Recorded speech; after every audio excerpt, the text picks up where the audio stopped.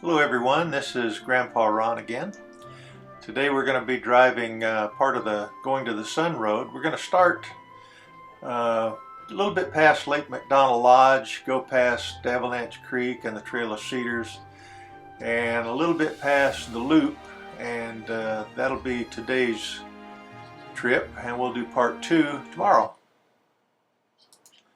I have my friend Ron Bryan with me. He's a retired park ranger. He's worked up here for many years, and he's going to be adding a little bit to the narrative, and I hope that will be beneficial to everybody and be interesting. We're also going to give a few tips along the way, and whenever you get up this way and drive the Sun Road yourself, we hope that it'll be helpful to you. Today we're going to be going a little bit past the Loop, so most of our driving is going to be down on the flat area. Pretty soon though we'll start to climb.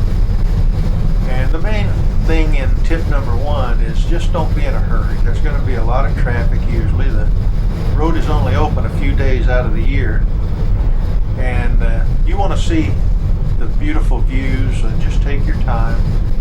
As a driver, you're not going to see as much as a passenger because you're going to be focused on the road. So take time to just enjoy the scenery, give everybody around you some space, and again, just take your time.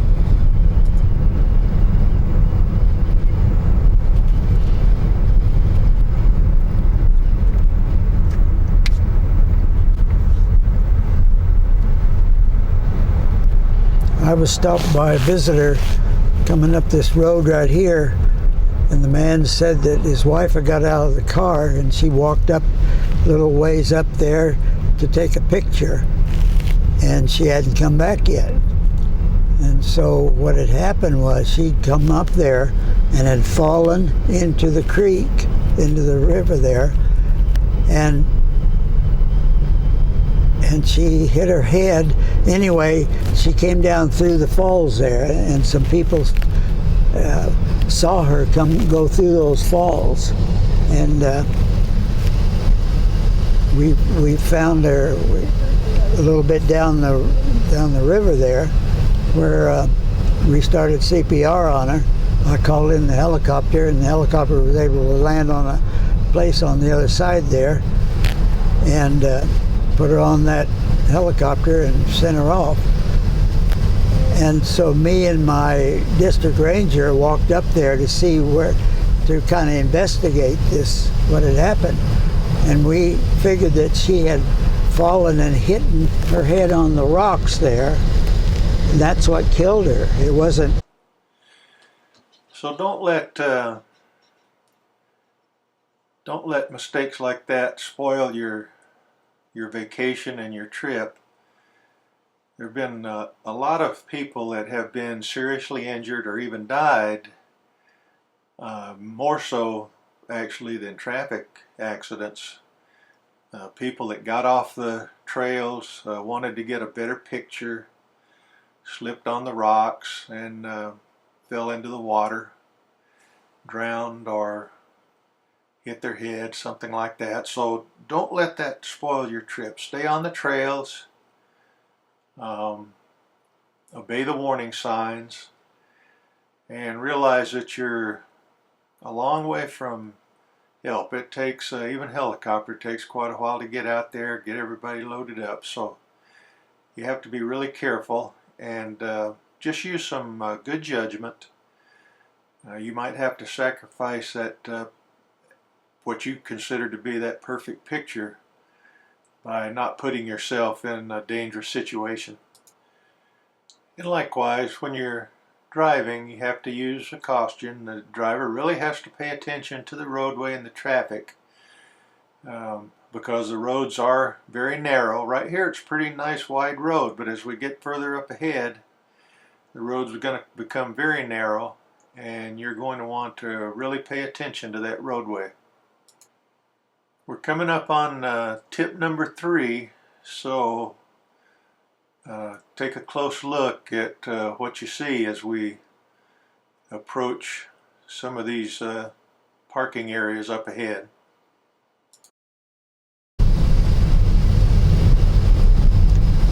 This is one busy parking lot up here, obviously. I used to have to come up here and give a count on how many cars were parked, and in those days I think 60 to 90 was about it. But they've even made a few more parking spots, but they're full all the time. You can see that it gets real congested, and there are pedestrians crossing the roadway from different directions. A lot of kids, young people, people are enjoying the scenery, and sometimes they don't pay attention. So you have to be really careful, especially in these congested areas. This is the entrance to the Trail of Cedars, one of my wife and I's favorite place, and wonderful walk. I have another video about that, but it's only about a mile. Nice, easy walk, and a beautiful scenery, beautiful waterfall at the back. It's a popular place. That's why you can see there's so much traffic here. So just be careful of these pedestrians, and some times of the year bicycles as well.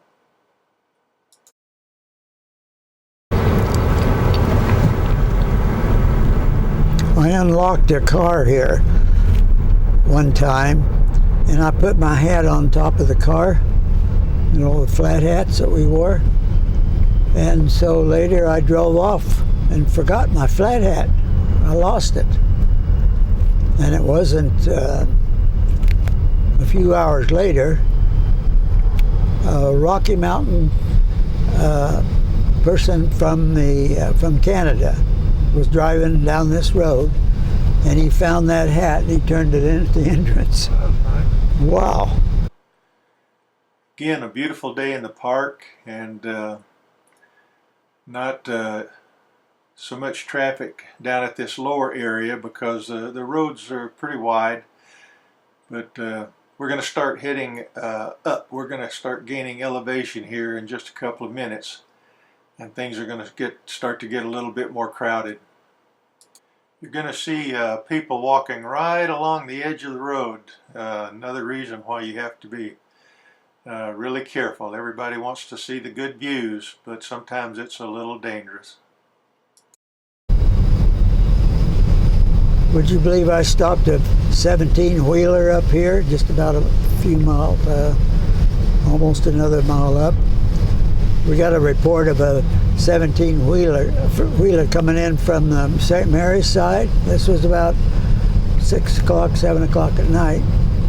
And he went through the entrance at St. Mary, and there's signs, you know, the vehicles over 21 feet, not supposed to go beyond. And he passed that sign, got up there to the loop, or got up there to pass, and sent another ranger up there to try to catch him before he started coming down, but she didn't catch him.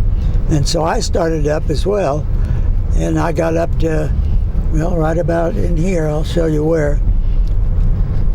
And I stopped him. He went through the loop. I don't see out of this day because he was way over, well, it was 17-wheelers, what it was. But he remembered telling me, I remembered him telling me that he saw the people coming up from the loop. Their eyes were about this big, you know, wondering what in the world is he doing. And so when I stopped him right up here, I asked him, why did you come through this way? And well, the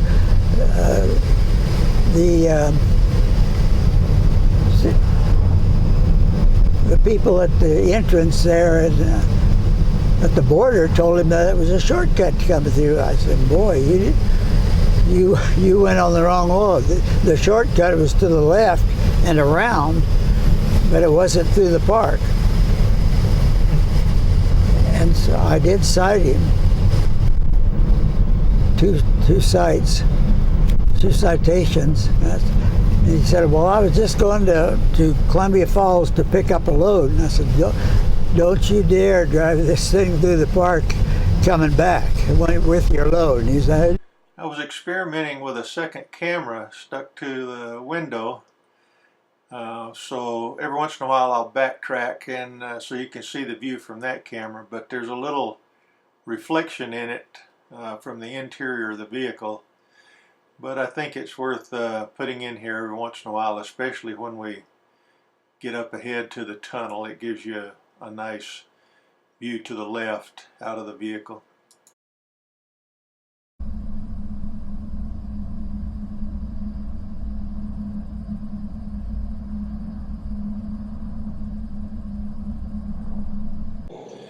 About here we're going to start climbing, gaining some elevation. See these beautiful peaks. You know, most people look at these peaks and they say, boy, what a beautiful creation God has made up here.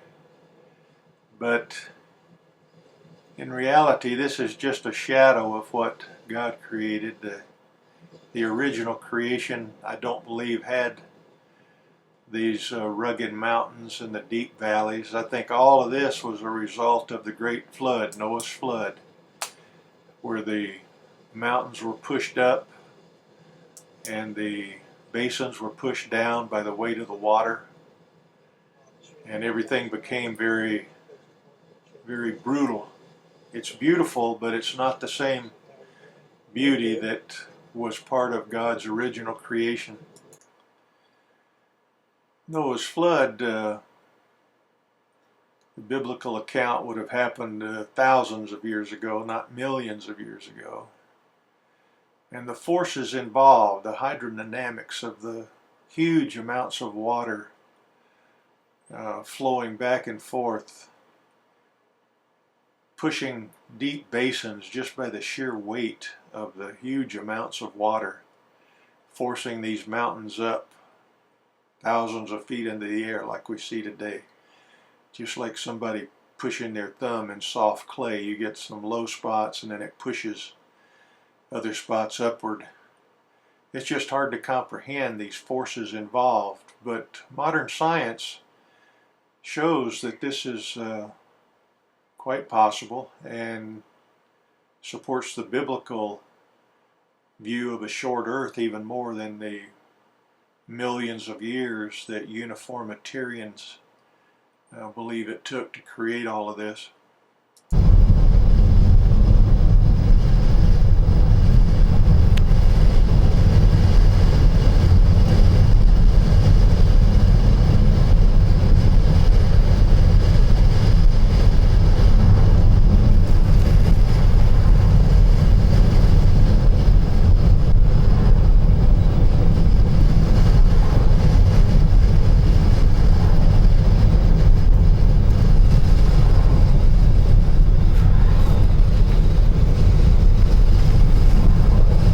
Remember, a baby girl was born in there.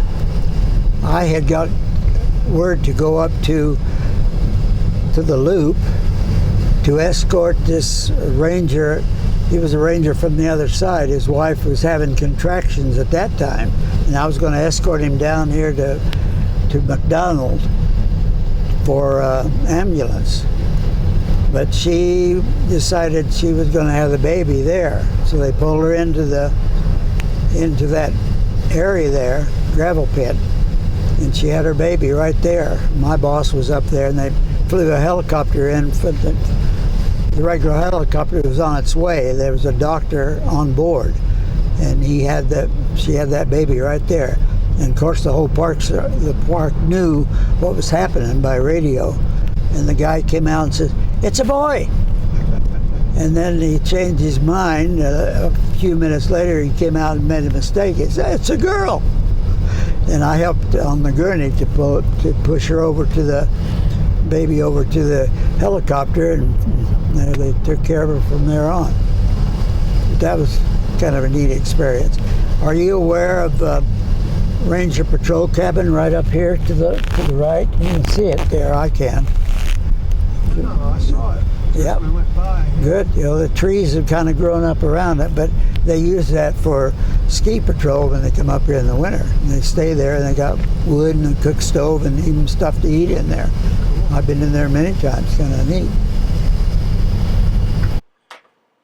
Another thing that Noah's flood made possible was the tremendous ice ages.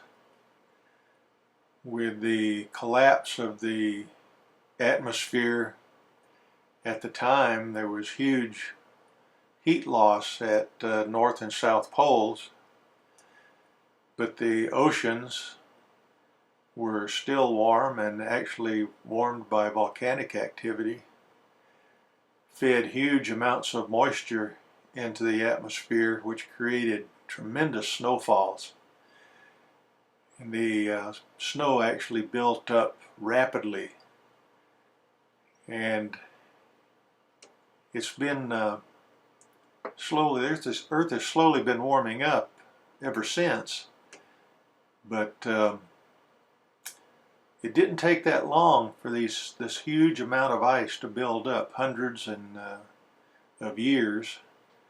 It's been cooling ever since. And most of the glaciers in Glacier National Park are almost all gone. And that all goes back to the Noah's flood, actually. Okay, we're really starting to gain some altitude now. We're going to elevation. We're going to come up to some scenic areas pretty soon. But this might be a good place to mention another tip. And that is, when you come up on going to the Sun Road, make sure you bring some water and some clothing to protect against the cold, because when you get up to Logan's Pass, there'll be snow that will remain all the way through the summer, and it will get a little chilly up there. Sometimes it gets quite windy as well. And even though there is a visitor center, if there happens to be a traffic jam or a delay getting up there, you want to be prepared. Have some water, maybe some snacks for the kids, and just keep that in mind, because there are delays. You'll see that the road gets so narrow that if something happens, it's going to block traffic for quite a long time.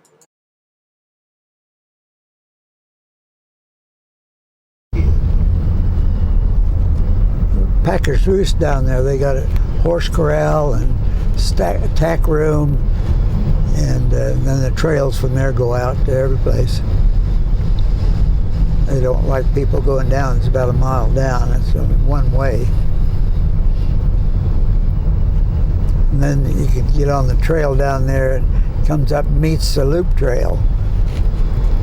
And we've got people lost off the loop trail, or the loop trail up here. And the first thing we do, we'd go down here and send somebody up that way. And we usually found them because they took the wrong trail down to Packers Roost instead of coming on out the loop. Now, do they still pack supplies up to the chalet? Yeah, they do still. They do probably pack some, not as much as they did when they were feeding them up there. I know when my friends stayed up there, they, ordered food, and it was up there. They had to prepare it themselves. I don't think they do that anymore.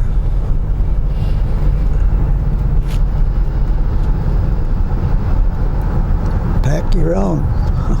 Pack your own in and trash out. I've always been trash out, but people didn't always do that.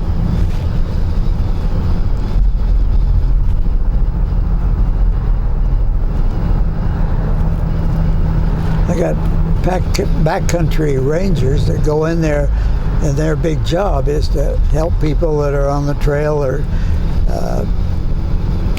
sight people on the trail if they don't have a regular trail permit. I don't know that they've done a whole lot of that, but and anybody in trouble, they're there to help. I always kind of thought that'd be a good job.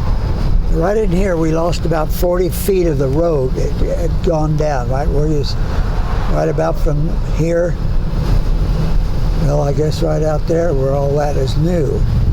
and it was probably 30, 40 feet down. This you could still get by this way. I don't know what caused the road to break off there, but they were able to get it fixed in due time.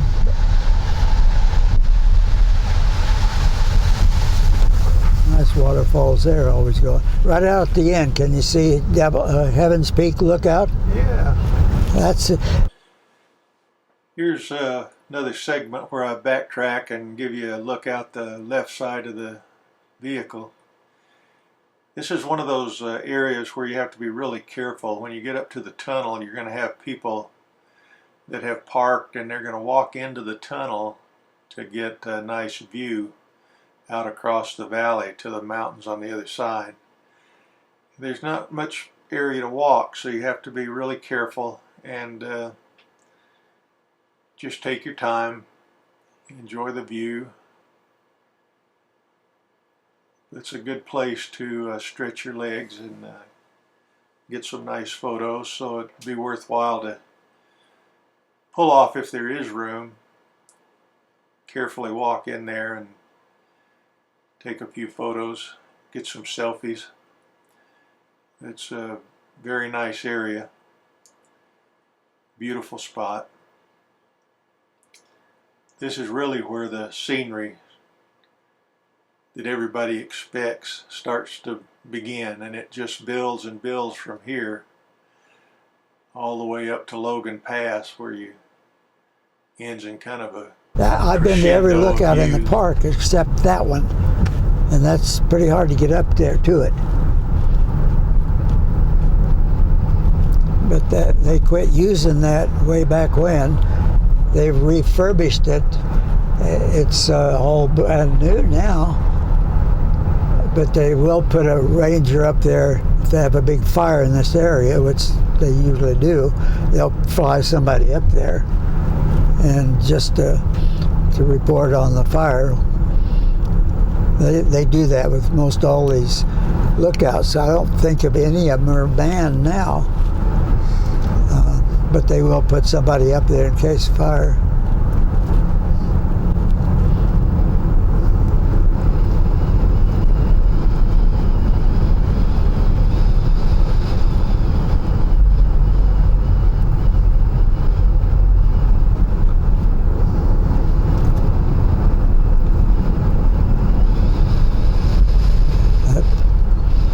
That 17-wheeler got right through here.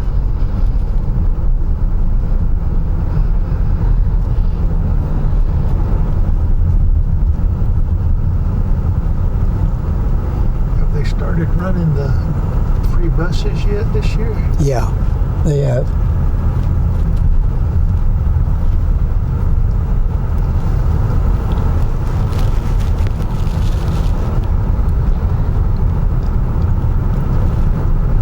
Hoping I can stop, but Yeah. I could have stopped right Oh, that there. guy's pulled out. There'll be a turnout up there somewhere. I think so. Well, there'll be turnouts, all right. So hopefully they won't be crowded with so many cars.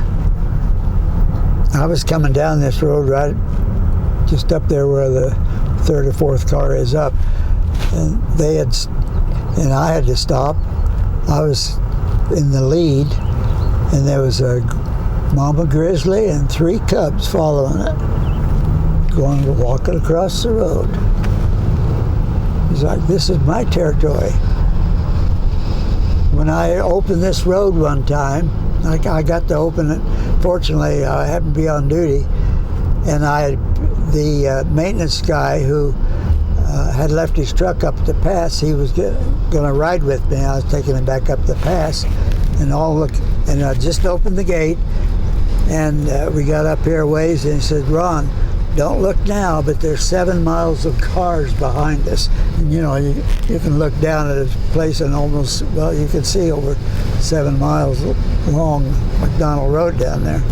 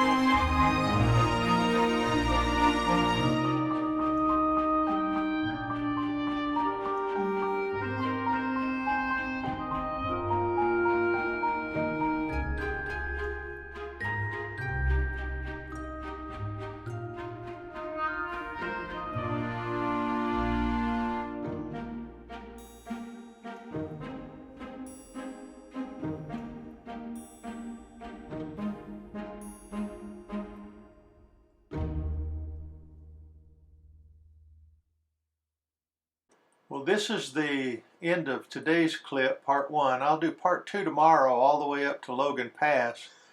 Some of the best views will be in part 2. But I hope you've enjoyed this and enjoyed the tips. We'll have some more tips tomorrow and give you some even greater scenery.